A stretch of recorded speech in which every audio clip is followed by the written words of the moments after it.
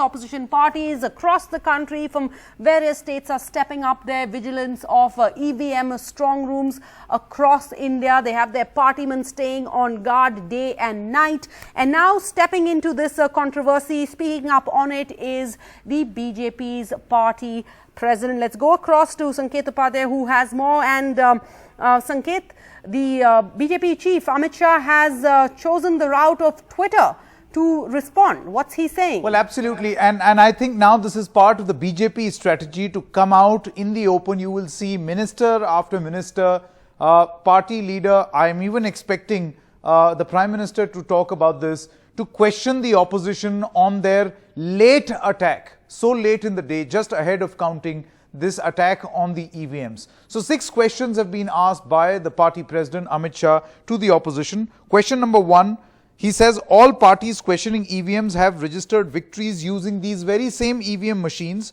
Aam Aadmi Party, he says, got a historic 67 of 70 in Delhi in 2015. If EVMs were suspect and are suspect, then why did these parties assume office? That's question number 1.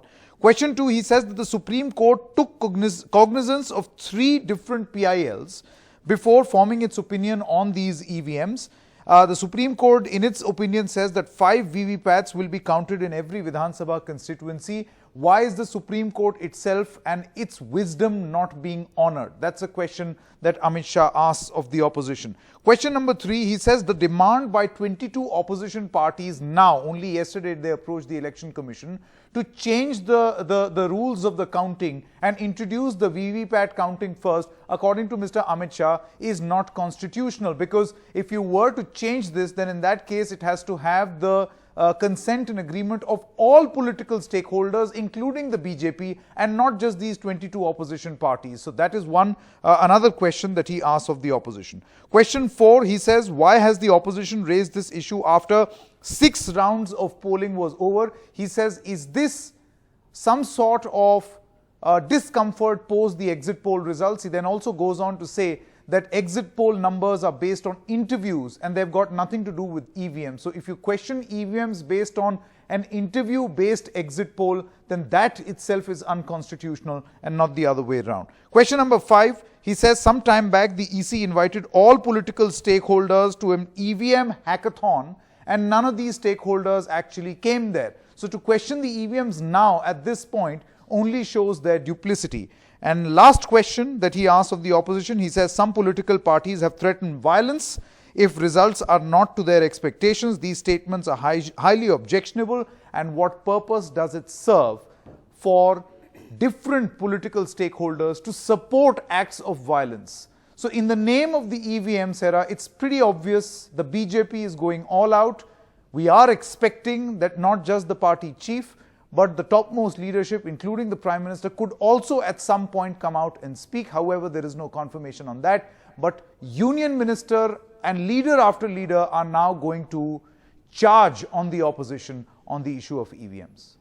Sanket, actually, we've already heard Ravi Shankar Prasad speak out on this. We've heard some allies. In fact, yesterday after that meeting with the allies, the NDA allies, the Prime Minister did make a mention of this. He kind of dismissed it. He said it was a non-issue. It's a sad state of affairs that the opposition is bringing this up.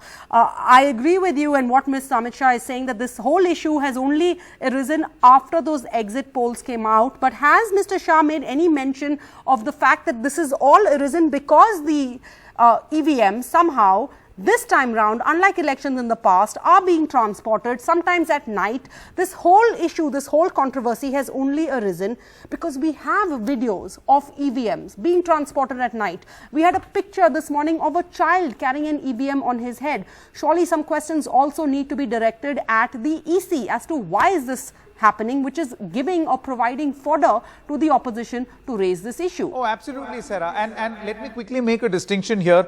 The Bharatiya Janata Party's attack on the opposition is only and only on the issue of EVMs.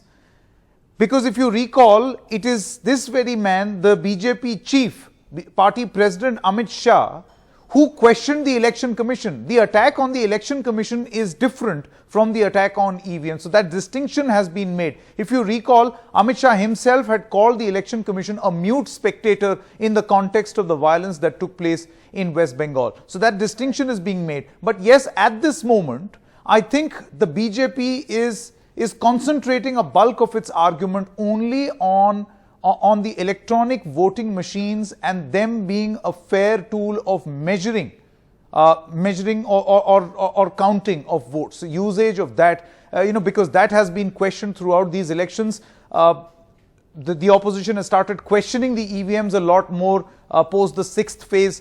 So they've concentrated their attack on the opposition purely on the issue of questioning of the EVMs and nothing else. But yes, these questions are equally pertinent.